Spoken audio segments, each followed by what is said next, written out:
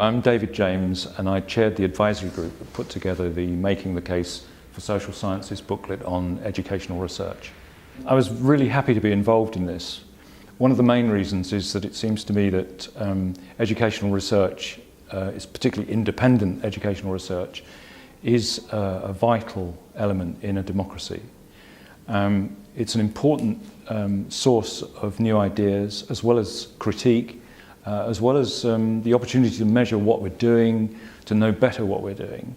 And of course, education itself is such an important field. It affects everyone in some way.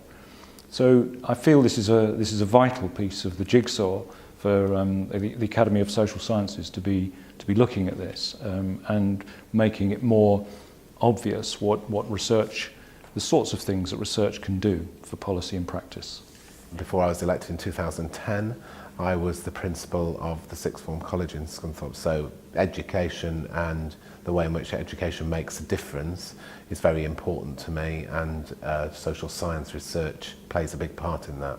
You need good data and people to take time to look at that data to see what impact it is having on the outcomes for young people. So for example, education maintenance allowances, when they were brought in by the last Labour government, were quite a radical approach. Much to my surprise, the social research at the time showed that they improved students' attendance and retention, and also, as a result, had an impact on student outcomes. Educational research, of course, is important because the very fact of working with people, it's self-evident, I think, that there's never going to be an easy answer, and things are constantly changing, and we need to recognise that and learn from it. So, of course, it's important.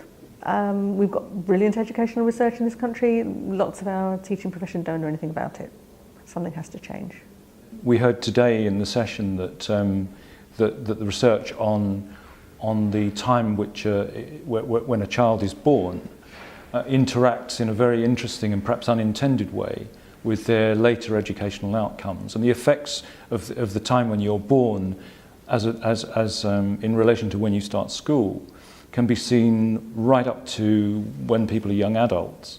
And I think that's a good example of where educational research is asking difficult questions, but based on very robust evidence, which confronts policy with some new questions. Social science is able to take the human and put the data alongside it to draw conclusions by analysing and crunching responses, whether they're qualitative or quantitative, and that information can make a real difference in the sort of strategies for educators to pursue.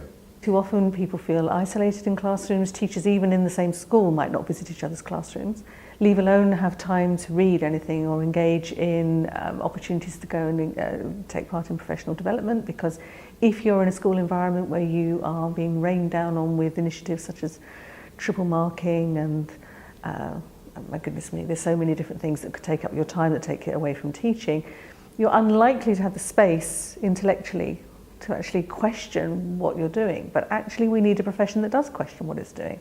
And we need a profession that works much more closely with research. So how would it be if teachers were far more confident about saying, I'm trying this, come and see what you think. Engaging in things like lesson study, teacher research groups, involving the children as well, seeing the impact on the outcomes on the children's learning. Somehow we have to shift the culture a little bit amongst the policy makers, amongst the policy and particularly the politician community, to make research as important as the other considerations that they take.